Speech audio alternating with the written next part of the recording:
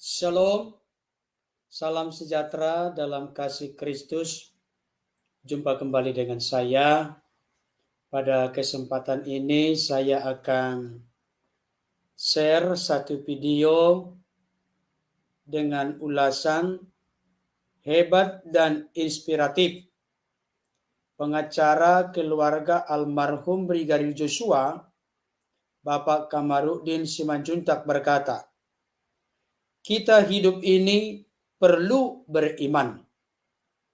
Sebelum saya lebih jauh memberikan beberapa catatan dan ulasan serta kesimpulan menarik terkait dengan topik ini, mari kita saksikan dulu pernyataan dan penjelasan dari Bapak terkasih Kamarudin Simanjuntak berikut ini. Saya akan persiapkan Bapak Ibu Saudara. Sebagai closing statement, kita perlu membaca dan merenungkan Ibrani 11 ayat 1. Di dalam Ibrani 11 ayat 1 dikatakan, iman adalah dasar dari segala sesuatu yang kita harapkan dan bukti dari segala sesuatu yang belum kita lihat. Artinya apa? Jika kita beriman, maka dasar kita kuat. Jika kita beriman, bukti kita kuat. Bukti itu adalah yang memenangkan. Tuhan Yesus mengatakan, jadilah sesuai imanmu, karena imanmu lah yang menyelamatkan engkau. Itu berulang kali dikatakan. Ketika Yesus sedang berjalan, ada seorang buta. Dia memanggil Tuhan berulang kali sampai dia ditegur oleh murid-muridnya. Bahkan seperti dihardik. Lalu Yesus menunjukkan belas kasihan, panggil dia apa yang dia kehendaki. Maka dikatakan, kuatkan hatimu, teguhkan imanmu. Orang itu berkata, saya kepingin melihat. Yesus mengatakan, jadilah sesuai imanmu. Tidak lama kemudian, Yesus berjalan lagi, ada seorang perempuan, sudah 12 tahun dia pendarahan. Dia beriman, asal kujamah jubahnya aku sembuh. Maka dia berusaha menjamah di dalam kerumunan itu. Yesus bertanya, siapa yang menjamah saya? Murid-muridnya menyatakan, mana kita tahu, ini keramaian luar biasa, begitu banyak tangan. Tetapi Yesus mengatakan, saya merasakan sesuatu. Maka perempuan itu menangis dan tersungkur, akulah telah yang menjamah itu. Mengapa kau jamah? Karena saya beriman, asal ku jamah jubahnya saya sembuh, dan sekarang saya sudah sembuh dan tahir. Maka pergilah, imanmu telah menyelamatkan engkau. Kemudian Yesus pergi lagi bersama dengan kepala ibadah itu. Kepala ibadah itu mengatakan kepada Yesus, kamu tidak perlu repot-repot ke rumah saya juga seorang perwira. Kalau saya memerintahkan anak buah saya atau prajurit saya, pasti mereka lakukan. Maka cukup Yesus perintahkan saja. Yesus tetap pergi bersama dengan kepala ibadah itu, dan di tengah perjalanan ada sejumlah rombongan mengatakan, percuma kau bikin repot Rabi atau Yesus itu, anakmu telah sudah meninggal. Yesus mengatakan, jangan ragu. Imanmu menyelamatkan engkau. Setibanya di tempat ibadat itu, orang sudah menangis meraung-raung macam orang Batak. Kalau lihat kemarin itu, keluarga klien kami Huta Barat, mereka menangis itu mengandung namanya atau merapat. Kira-kira seperti itulah perilaku Yahudi zaman dulu, meratapi kematian itu. Yesus bertanya, ada apa? Ya, anaknya telah meninggal. Yesus bilang, dia tidak meninggal, cuma tidur. Maka orang tidak beriman mengatakan orang gila. Sudah mati dibilang tidur. Maka Yesus bilang, yang tidak beriman dan tidak ada kepentingan keluar. Biarlah tinggal keluarga dan yang beriman. Maka Yesus mengatakan, talitakum. bangkitlah dan berdirilah. Lalu beri dia makan, beri dia minum. Jadi kita hidup ini perlu beriman. Tidak hanya mengandalkan logika manusia. Itu sudah saya rasakan pada tahun 2011 ketika saya membela suami artis Joy Tobing dan membela Mindoro Salila Manula. Semua orang pakai logika karena tidak mungkin saya bisa menyelamatkan Mindoro Salila Manula, demikian juga suami artis Joy Tobing. Bahkan LPSK ketika itu tidak mau melindungi Mindoro Salina. Sehingga saya harus kehilangan klien dan saya mendapatkan kuasa dari Mindoro Salina, tapi dicabut kuasanya oleh partai berkuasa.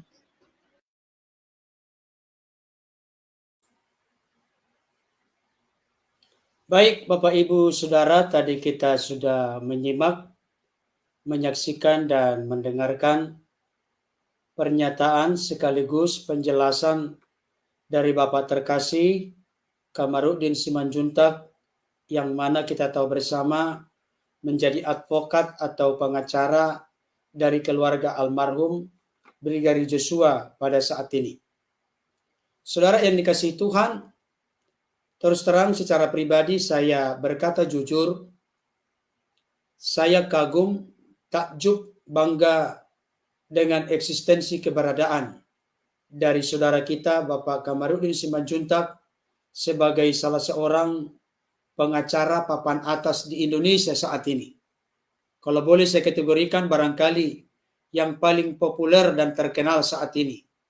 Oleh karena terkait dengan beliau bersama dengan tim memperjuangkan tentang kasus pembunuhan berencana yang sudah kita tahu bersama dialami oleh saudara kita Brigadir Joshua Huta Barat. Beliau ini adalah seorang pengacara dari pengakuan beliau sendiri dari mulutnya, yang dari sejak SD, SMP, SMA sampai kuliah selalu lulusan terbaik. Dan memang kalau kita melihat dari cara beliau berbicara, wawasannya yang luas, saya pikir apa yang dikatakan beliau sungguh benar adanya. Saudara dikasihi Tuhan, cukup banyak yang saya tahu nama-nama pengacara di Indonesia dari kalangan kekristenan, khususnya dari orang-orang Batak. Tetapi terus terang, secara khusus saya memberikan perhatian dan sorotan yang sangat sungguh-sungguh kepada Bapak terkasih Kamarudin Simanjuntak. Kita tahu bersama, beliau juga adalah pengacara dari hambanya Bapak Muhammad Kacik. Itu juga tanpa dibayar, Bapak Ibu Saudara, oleh Bapak Muhammad Kacik. Demikian juga dengan beliau sekarang menangani perkara pembunuhan berencana yang menyebabkan kematian kepada saudara kita Brigadir Joe. Beliau juga memberikan dukungan perlindungan hukum dengan tidak pernah memperhitungkan tentang dana atau biaya. Lebih khusus lagi Bapak Ibu Saudara, saya memberikan sorotan dan perhatian kepada Bapak Kamarudin Simanjuntak ini oleh karena saya melihat sungguh-sungguh berbeda dari pengacara-pengacara lain, tanpa harus merendahkan, menafikan pengacara-pengacara lain. Kita juga menghormati mereka. Tetapi mau tidak mau, suka tidak suka, senang tidak senang, saya harus menyampaikan hal ini karena ini fakta dan kenyataan yang mana video-video yang sudah ada di televisi mainstream termasuk di media sosial. Beliau selalu mewarnai pernyataannya atau penjelasannya ketika dia wawancarai tanpa harus menunjukkan letak ayat yang dikutip. Sebagai contoh, dalam sebuah momen atau kesempatan, beliau mengutip pergaulan yang buruk merusak kebiasaan yang baik. Kita tahu bersama itu bertitik tolak dari 1 Korintus 15 ayat yang ke-33. Ada lagi ayat yang sering menjadi prinsip hidup dari Bapak Kamarudin Simanjuntak. Beliau mengutip khotbah Yesus di bukit. Jikalau ya, katakan ya. Jikalau tidak, katakan tidak. Lebih daripada itu berasal dari si jahat. Beliau memiliki kapabilitas, skill, kemampuan. Tetapi beliau juga memiliki kredibilitas atau integritas. Kenapa kapabilitas dan kredibilitas atau integritas dimiliki oleh seorang Bapak Kamarudin Simanjuntak? Saya pikir tidak bisa dipisahkan dari spiritualitas, kehidupan rohaniah, kehidupan batinnya yang selalu terawat dengan baik. Dari video yang saya tunjukkan tadi, menurut saya, makanya saya buat judul khotbah singkat inspiratif. Pengacara keluarga almarhum Brigadir Joshua, Bapak Kamarudin Simanjuntak. Kita hidup ini perlu beriman. Jadi kalaupun beliau tidak gaya berkhotbah, tapi apa yang dijelaskan sudah merupakan khotbah yang hidup bagi kita. Jadi beliau ini ketika membuat pernyataan, ketika membuat penjelasan, apakah itu di channel-channel Kristen atau di media sosial, atau termasuk juga di televisi, beliau sering mewarnai kata-katanya dengan isi kandungan firman Tuhan. Saudara dikasihi Tuhan, ada ungkapan yang mengatakan, Allah bisa karena biasa. Apa yang terkandung di lubuk hati kita yang terdalam, apa yang tersimpan di pikiran kita, maka otomatis itu seringkali yang keluar dari lontaran kata-kata kita, bahkan termasuk juga kepada sikap apa yang kita lakukan, perbuat, dan kerjakan. Jadi kalau Bapak terkasih Kamarudin Simanjuntak ini suka mengutip-ngutip ayat firman Tuhan ketika membuat penjelasan atau membuat pernyataan, maka yang ada di dalam hatinya, yang ada di pikirannya adalah firman itu sendiri. Dan saya mendorong Bapak Ibu Saudara supaya kita menyimpan firman dalam hati dan pikiran kita. Makanya pemazmur berkata, dalam hatiku aku menyimpan janjimu, firmanmu, kebenaranmu, Tauratmu, supaya aku tidak berdosa terhadap engkau. Berdosa itu kan bisa melalui pikiran, melalui perkataan, perbuatan. Jadi ketika firman yang tersimpan di dalam hati kita, maka firman itu akan terlontar ketika kita berucap, berkata-kata, maupun terlihat dari warna perbuatan kita. Ini salah satu teladan yang penting, yang menginspirasi sekaligus menjadi berkat bagi saya secara pribadi, Bapak Ibu Saudara. Bapak Kamarudin Simanjuntak ini sebagai seorang pengacara, beliau memiliki kapabilitas, kemampuan, skill, kepandaian. Beliau memiliki kredibilitas, setia, bertanggung jawab, tidak korupsi, dapat dipercaya, dapat diandalkan karena punya integritas antara apa yang ada di hatinya, di pikirannya, di perkataan, perbuatannya. Sinkron, selaras, seiring. Saudara dikasihi Tuhan, saya sebagai seorang pendeta, hamba Tuhan, pelayan Tuhan, harus memiliki roh kerendahan hati belajar dari saudara kita, Bapak Kamarudin Simanjuntak ini, dalam hal yang satu ini. Kata-katanya diwarnai dengan firman. Dan saya kasih tahu Bapak Ibu Saudara, masing-masing kita perlu menyimpan firman dalam hati kita. Karena firman itulah yang akan dipakai oleh Roh Kudus untuk meneguhkan, mengokohkan, menguatkan kita. Bahkan firman itu juga yang dipakai oleh Roh Kudus diingatkan nanti diri kita untuk menghadapi segala tantangan, tipu daya, tipu iblis, tipu muslihat iblis, kuasa-kuasa apapun yang mencoba mengganggu kita. Dan itulah yang dilakukan oleh Yesus sendiri. Ketika Yesus diperhadapkan dengan pencobaan di padang gurun, pencobaan di hubungan bait Allah, pencobaan di gunung yang sangat tinggi, Yesus selalu menjawab, sebab ada tertulis, sebab ada tertulis, sebab ada tertulis. Ada ujian yang dihadapi Yesus, tapi ujian itu bisa dijawab dengan firman Tuhan, kebenaran Tuhan. Bagaimana dengan saudara dan saya kalau Yesus yang adalah Tuhan Juru Selamat dan Penebus bagi kita, dalam eksistensi keberadaannya sebagai manusia yang dikandung oleh Bunda Maria, dilahirkan, dan selama 33,5 tahun ada di dunia ini, dan akhirnya naik ke sorga.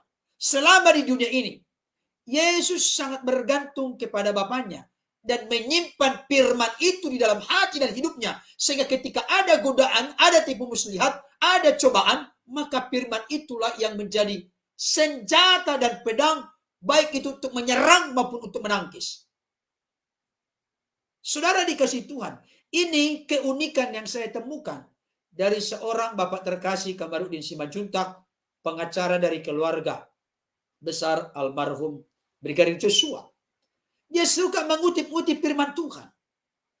Dan yang kedua, apa yang dia kutip, apa yang dia katakan, apa yang dia mengerti, apa yang dia pahami, apa yang dia percayai, apa yang dia telah lakukan dalam hidupnya, itu konkret nyata ketika beliau menangani berbagai macam perkara dalam konteks panggilan beliau sebagai seorang advokat atau pengacara.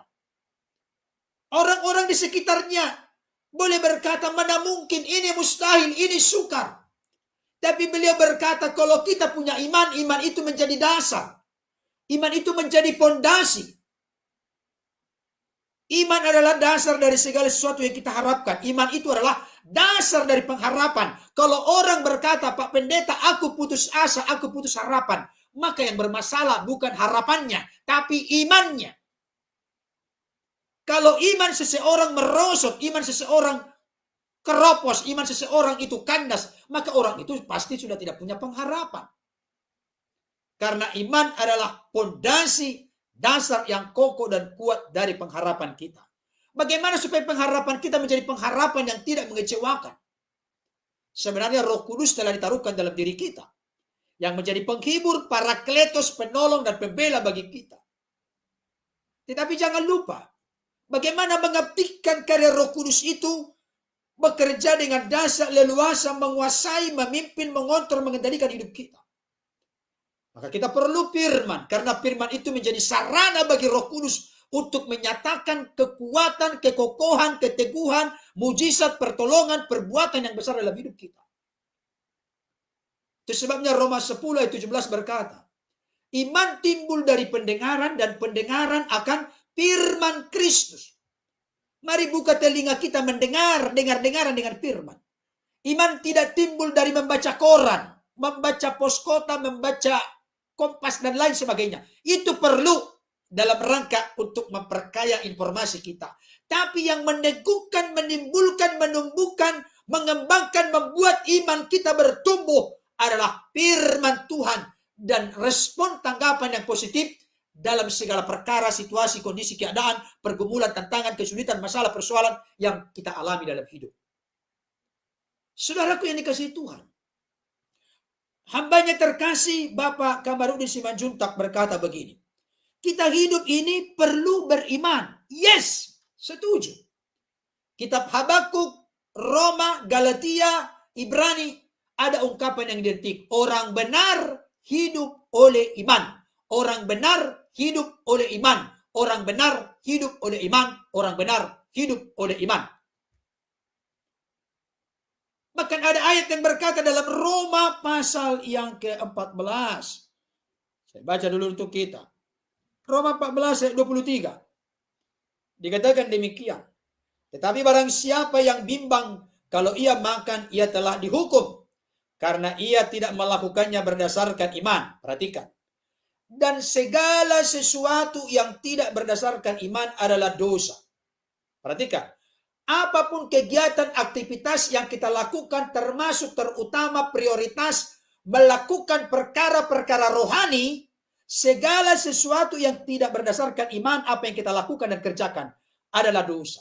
Makanya saya katakan dari ayat ini muncul satu konklusi, kesimpulan, bisa kita ini berdosa di dalam doa. Kenapa bisa berdosa di dalam doa? Pak Pendeta, kok aneh-aneh aja? Yes, kenapa? Kalau saudara dan saya berdoa kepada Tuhan, tapi kita tidak percaya, tidak beriman, maka kita adalah orang berdosa. Karena segala sesuatu yang dilakukan tanpa iman adalah dosa.